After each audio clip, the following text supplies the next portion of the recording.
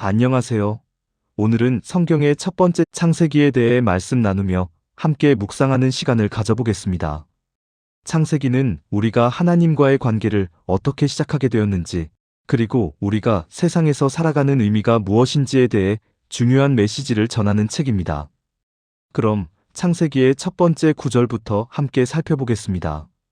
창세기 1장 1절 태초에 하나님이 천지를 창조하시니라. 이 구절은 성경의 시작이자 세상의 시작을 알려줍니다. 태초라는 말은 시간을 시작하는 그 순간을 의미해요. 세상에 시간이 존재하기 전 하나님만 계셨고 그분이 이 모든 것을 창조하셨다는 뜻입니다. 이 구절은 우리가 사는 이 우주가 우연히 생긴 것이 아니라 하나님의 계획과 의도에 의해 존재하게 되었다는 중요한 진리를 말해줍니다. 세상이 만들어지기 전 아무것도 없었지만 하나님은 혼자서 모든 것을 창조하셨어요. 우리가 지금 보고 있는 자연, 사람, 그리고 모든 것들이 다 하나님의 손길 안에서 생겨났다는 사실을 기억해야 합니다. 세상은 하나님의 작품이고 우리가 사는 이 모든 환경 속에는 하나님의 뜻이 담겨 있다는 거죠. 창세기 1장 27절 하나님이 자기 형상 곧 하나님의 형상대로 사람을 창조하시되 남자와 여자를 창조하시고, 이 구절에서는 인간의 특별함에 대해 말하고 있습니다. 하나님은 사람을 자신의 형상대로 창조하셨습니다. 이는 우리가 단순한 피조물이 아니라 하나님의 형상을 가진 특별한 존재라는 뜻입니다. 우리는 하나님을 닮아 사고하고 느끼고 사랑할 수 있는 능력을 가진 존재입니다. 하나님은 남자와 여자를 다 하나님의 형상을 담게 창조하셨습니다. 그래서 남자와 여자는 평등하며 각자의 역할을 통해 하나님의 뜻을 이뤄나갑니다. 우리가 서로를 존중하고 사랑하는 이유는 서로가 하나님의 형상을 가지고 있기 때문입니다. 하나님께서 만든 모든 것은 아름답고 소중하며 특별하다는 사실을 기억합시다. 창세기 2장 7절 여호와 하나님이 흙으로 사람을 지으시고 생명의 기운을 그 코에 불어넣으시니 사람이 생명이 된지라. 하나님은 처음 사람을 흙으로 만드셨고 그 후에 자신의 숨을 불어넣어 생명을 주셨습니다.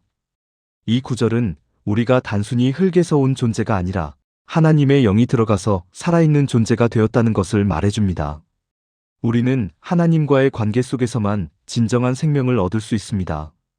이것을 예를 들어 설명하면 마치 조각된 흙으로 만든 인형이 아무리 예쁘게 되어도 숨을 불어넣지 않으면 살아날 수 없는 것과 같아요. 그저 인형일 뿐, 숨이 들어가야 진짜 살아있는 존재가 되듯이 우리도 하나님의 숨이 들어갔을 때 비로소 생명을 얻게 되는 거죠.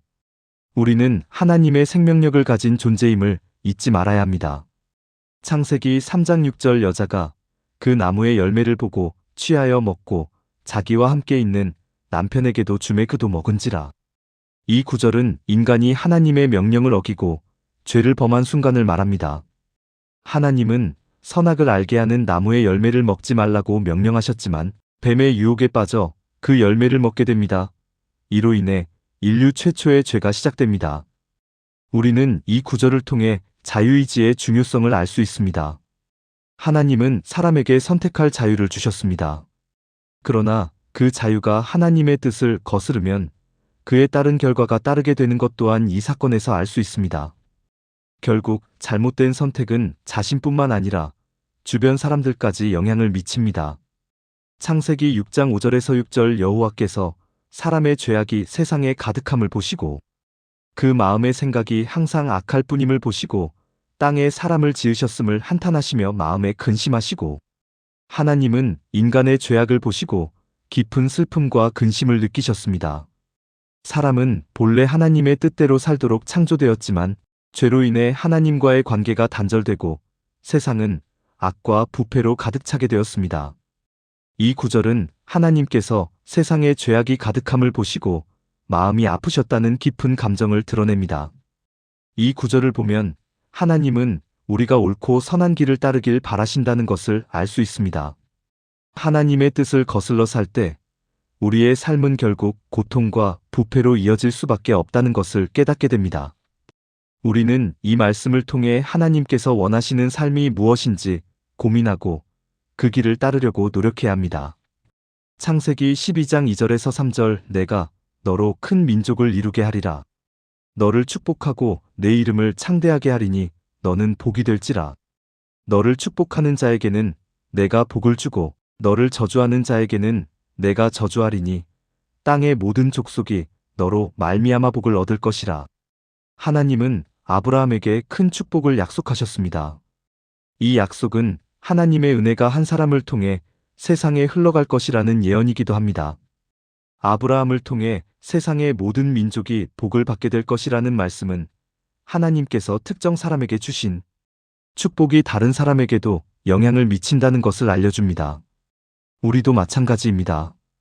우리가 받은 하나님의 축복을 세상에 나누며 살 때 그 축복이 다른 사람들에게도 영향을 미친다는 사실을 기억해야 합니다. 아브라함처럼 하나님의 뜻을 따르고 축복을 나누는 존재가 되면 하나님은 우리의 삶을 통해 많은 사람들에게 복을 주실 것입니다. 창세기는 하나님의 창조, 인간의 타락, 그리고 하나님의 구속 계획이 어떻게 펼쳐지는지를 담고 있는 중요한 책입니다.